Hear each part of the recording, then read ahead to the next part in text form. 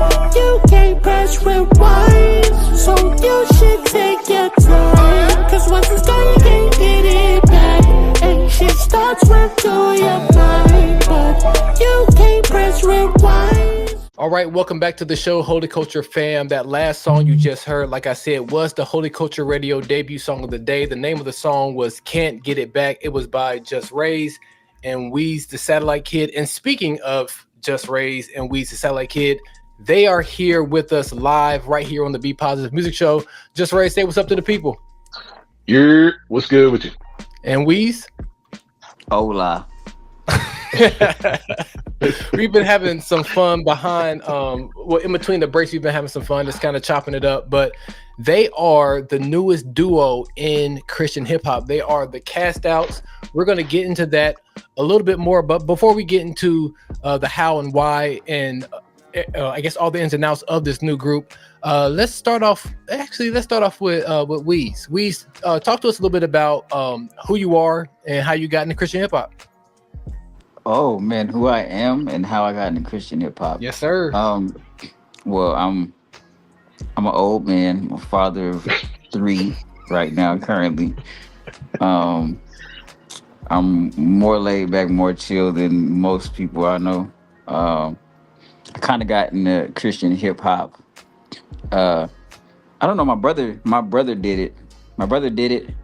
I kind of got my heart broke during the process where he was getting saved, and he had always did music, and so he was always good at it, and so he kind of transitioned into Christian hip hop, and so then I ended up getting my heart broken, and then I had always been the saved one, and so got my heart broke, and I had been wilding, and I kind of rededicated my life to God, and then I would just lay down and I have a dream about what I had been through, and I'd have a dream about music, dream about what I've been through, music every single night for about 3 months.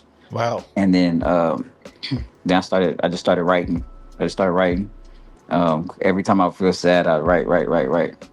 And I would, sometimes I post it on Facebook, and then most of the time I would send it around to the homies. And they were like, "Oh, that's good, that's dope, that's this and that." And I'm sending it to my brother. And, me and my brother, at this point, we was like, this is before we had family. So we was telling each other everything. Like, it was just, It was different. And so he was like, "Hey, bro," he said, I sent him one day. He was like, "Hey, bro, I don't, if God is telling you to rap, I don't feel like it's any good. You just sending it to me and doing nothing about it." And so he's like, "I'm no longer reading any of this or taking any of this as," oh, wow. You know what I'm saying? And I was like, "All right, bet." And then I kind of started just rapping after that.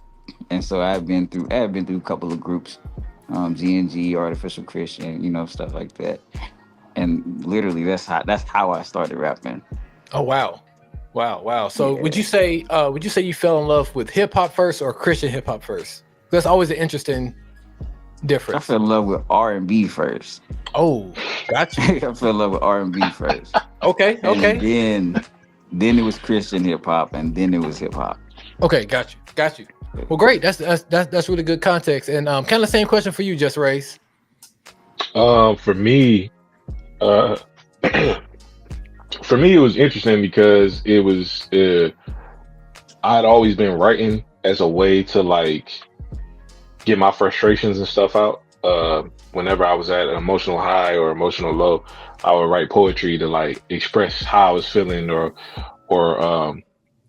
express how I was feeling or get some emotions out, because I was the baby of 8 kids, so it's just like my mama had me at 37, so all my first cousins is like old. They like in their 50s and 60s. So it's just like I didn't really have too many people that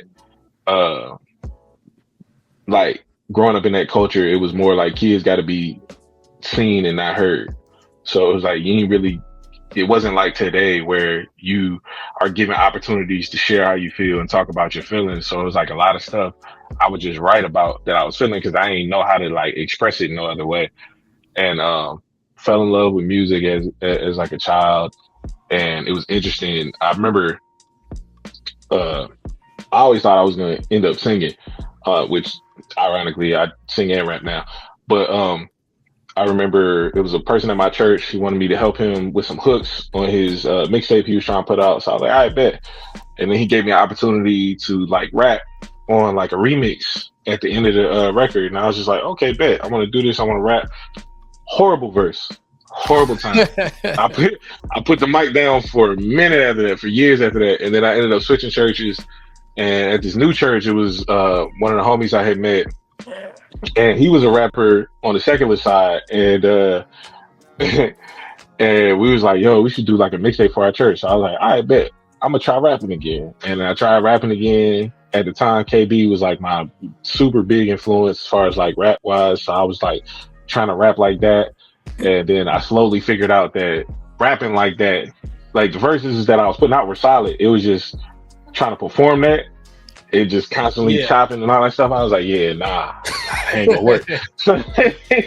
And we was going like throughout the 7 cities where I'm at, and we was performing like almost every weekend. And so it was just like I had to learn how to like pick pockets and pick certain lines, certain phrases. Like, look, I need y'all to come in here because I need to catch my breath so I can come in. So performing kind of taught me how to write to perform. So now, like the style in which I write is more so like I can do this on stage. Like even if I'm chopping, it's only gonna be for a piece. It's not gonna be for a whole verse.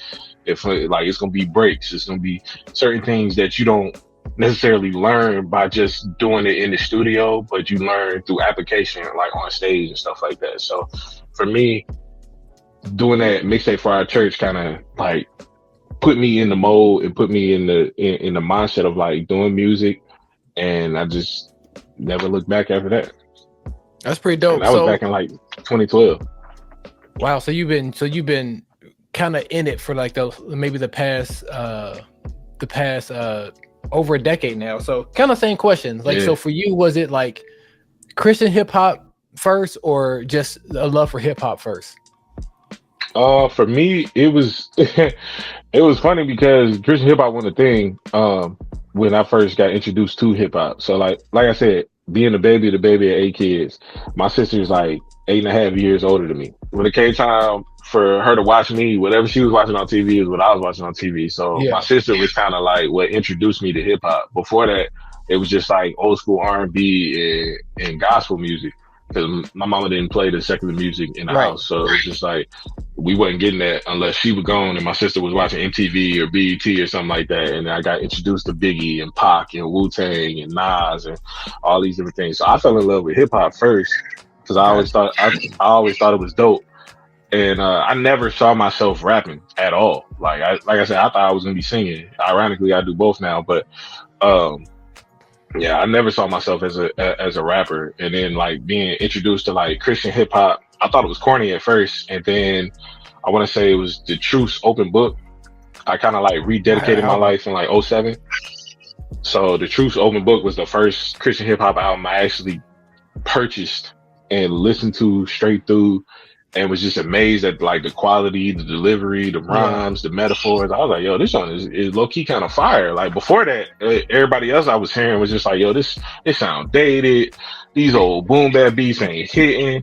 Like I was just like, bro, this is corny. Like it was real. It was terrible. I was just like, nah, this ain't it. Cross movement? Nah, I'm good, bro. Like it was a lot. It was a lot of that.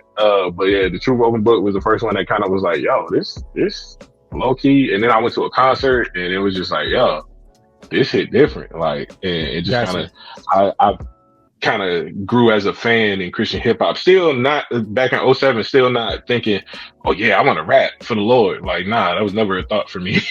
Gotcha. That's dope.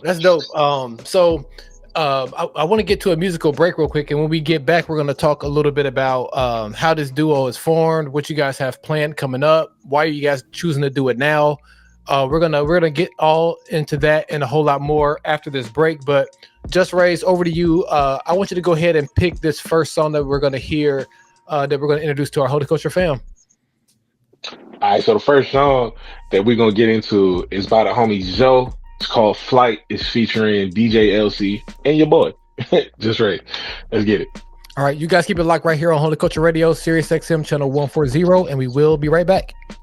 I'ma keep them nailed. See you feeling the word, look, you're reading braille. I've been feeling the urge to go and free myself. So I cry for help and look at me now. I'm literally crowned, a cold air, my kingdom come down to earth. Taking wins when I'm last, I end the first. I'm in the script, she surpassed the universe. Even 16s couldn't dare to end the first.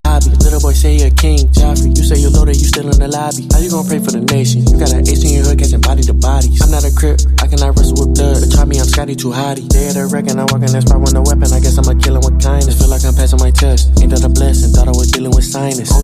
All right, welcome back, Holy Culture fam. This is B+. I'm hanging out with Just Rays and Weez, the Satellite Kid. And we're going to go ahead really quickly and get a quick recap of what you heard during the second quarter of today's show. So, Just Rays, over to you. So we just got finished listening to Flight by the homie Zoe featuring DJ LC and your boy, me, Just Race.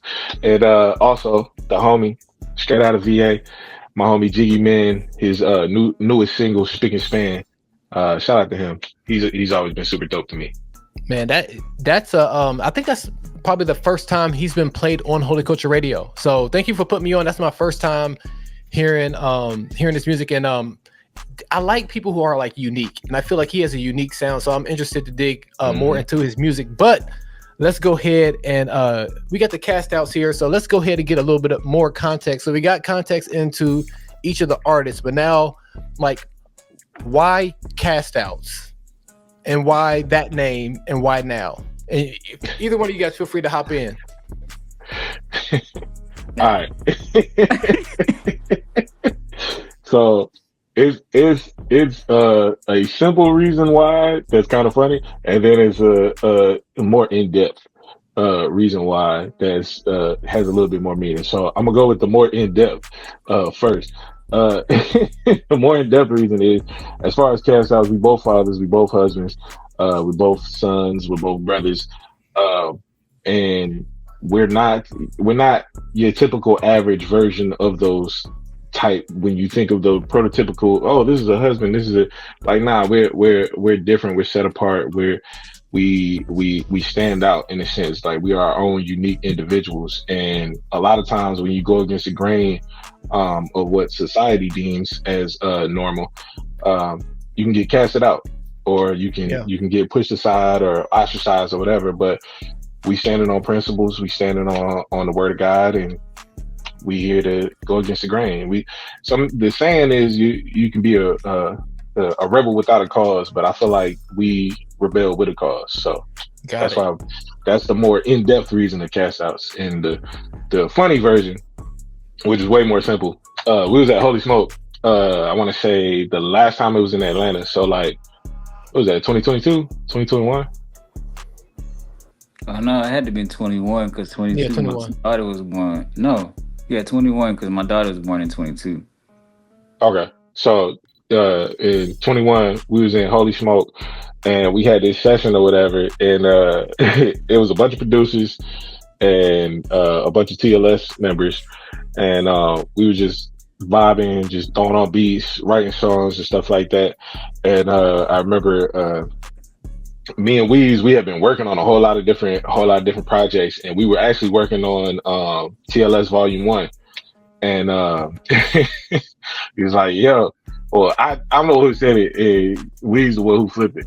I was just like, we the outcast of CHH. And he was just like, yeah, but you can call us the cast out. So that's kind of how we randomly got that name.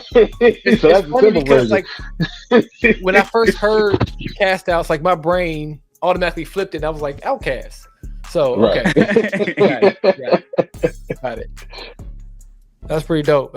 And it's interesting just because you have, like, just in both of you guys telling your story of how you got into music, both of you guys were kind of writing for like a therapeutic reason. Both of you guys were kind of writing through your pain. So it makes sense why you guys have chemistry on that level. And like you said, you guys were at that Holy Smoke event, and just kind of like the idea was birthed. So, but that was back in 21. So now we're 3 years almost exactly from that time. So was there a process of, and I mean, obviously there's been TLS projects in between there. There's been, both of you guys have dropped a lot of music over that time. So why now? Why now after 3 years since the first idea? So What'd you say, Weez? I said he can answer that better than me. I mean, in life, for real. Because like I said, we both fathers, we both husbands. You got to make sure the crib right first before you could just venture out and start doing a whole bunch of other stuff. Right. And we both, him going through having more children, me going through trying to get situated on my end with the kids, with new jobs, situations and stuff like that.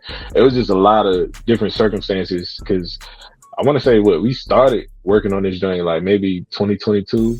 Probably could have, if everything went according to plan, probably could have dropped it like 2022 or 2023. But with the time of us living life and being able to put different records together and getting different records, like I feel like it's coming out at the perfect time at this point. Yeah. Okay. If we being honest, it would have got finished sooner if I wasn't doing as much as I was doing. I was going. Yeah, but bro was working like 100 hours a week. Yeah, no lie. and another interesting dynamic, like you're in Arizona, and hot Arizona, and you are in VA, right? Just right. Okay, so what is that like, not being able to have the chemistry of being at a Holy Smoke, being together and writing versus doing it? I know it's pretty easy nowadays because of all the different apps and things like that, but what's that process like? It can be easy, but it also can be frustrating from a standpoint of trying to coordinate everything, like trying to make sure we got time to write and execute and record, and then trying to make sure we got time to get the idea from idea to pen to pad to actual sonics and stuff like that. And it's funny because at the time when shout out to Plus 48, he engineered the whole project, and at the time when me and 48 linked, I didn't even know he knew who Weez was, and it just so happens that they had worked a ton together previously, so it was just like everything kind of just worked together. Got you. So my preset and everything. Got you. So now I'm curious, like, so what are we getting? Are we getting an EP? Are we getting an album? Are we just getting like some singles? Like what can we expect from the KASTOUTS? It's an album. It's an album. A full album. Nice. Yeah, 9 songs. 9 Okay. songs. It's funny because we started out, it was just like we were gonna do an EP, and then the way it came together, it was just like it's kind of a little bit more than an EP. Gotcha. So it's definitely an album. If it's up to me, y'all getting 2 songs, man. 2 songs. You got more than 2 songs in you, Weez. 2 songs. Yeah, I way more than 2 songs in them. You just got to finish it. This is facts. So when is this dropping? More. I get inspired more now, but okay. I realize that like my kids and living life and just inspires me in general. But like it's weird having that inspiration and then I have to be at work or being and having the inspiration, and then I'm just like I gotta body slam kids past their bedtime and then when it's time to write, it's like I'd rather go to sleep.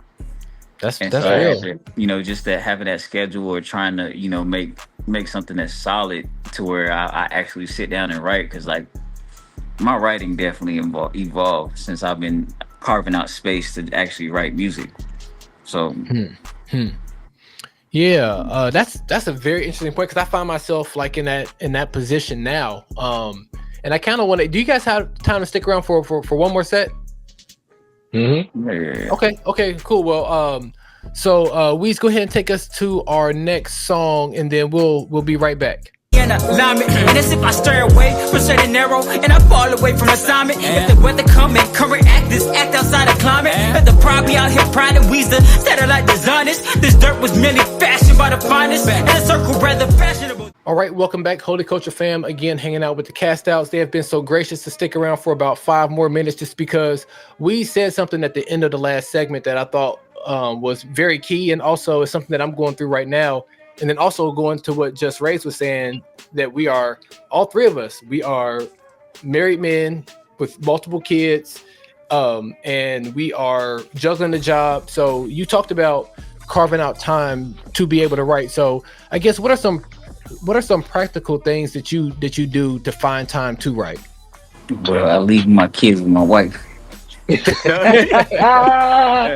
Facts. Like, so I'm constantly on the go, all the time.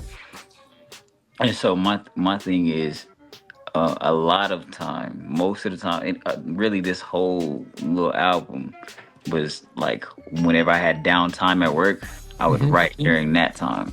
Okay. And that's when I would create. That's when I would search for beats. That's when I would whatever. Now, me and my wife have like we set up time in such a way to where it's like, okay, I could potentially get, instead of working 5 hours a day at work, I can work 9 hours this day, right? Or I can work 4.5 hours, and then the other 3 hours or so I can spend writing and recording.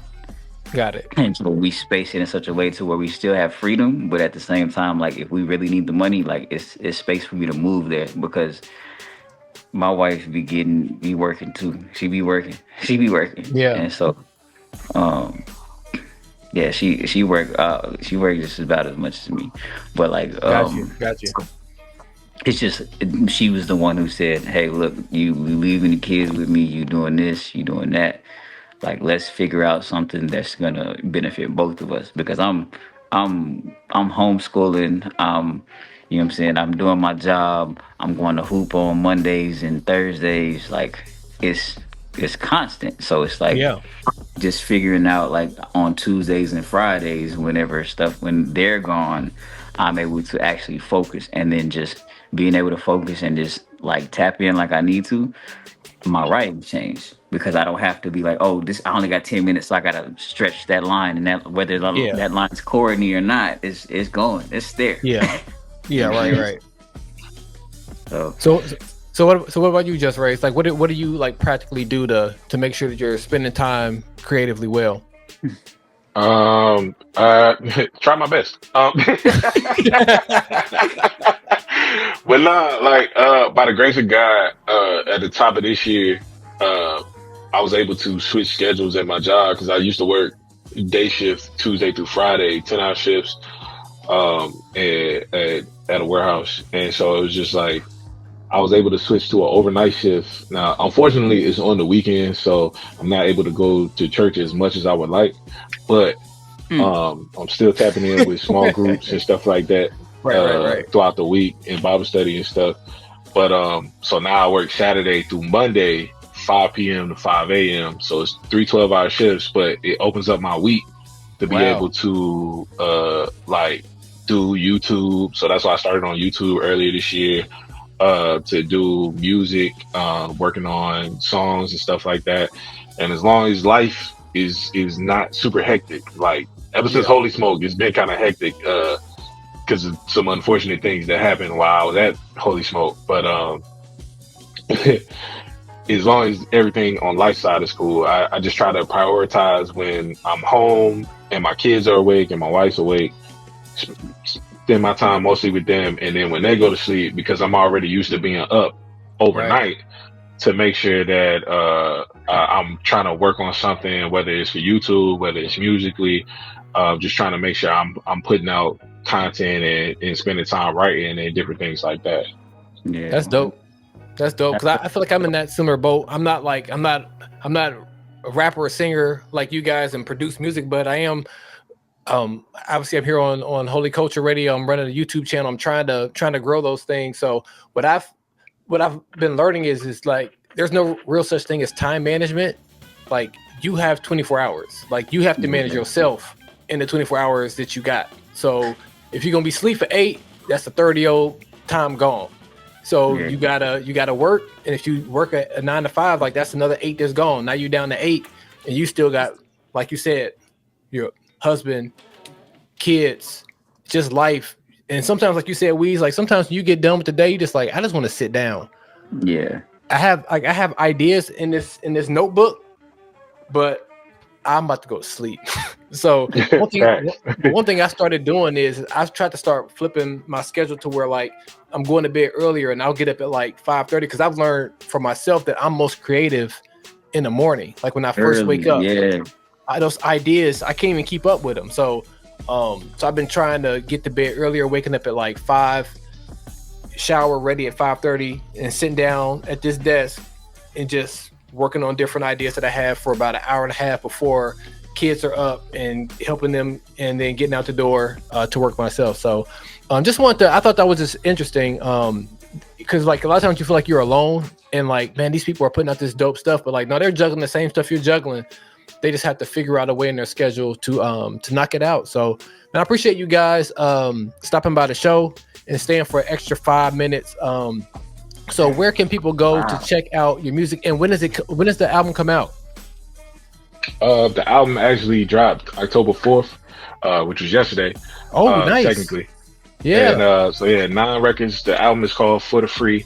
And yeah, I'm interested to see the reception, because it's very, because we're both lovers of R&B, it's very hip hop soulish. It's very, like, we got some bangers in there too, but it's very hip hop soulish focused. And I'm interested to see the reception. Anybody who listens, we've had a few people listen early, and they love the records. But yeah, we got 2 different versions. We have a regular version, and then we have a radio version. We wanted to keep our artistic integrity, so that's why we got two different versions. We got the original raw version, and then we got the polished, more commercially acceptable radio version. So yeah. For those who don't, the raw may be a little too abrasive. You know what I mean? We got the commercially accepted radio version as well. Artistic, intelligent, artistic, right? I put that in my book.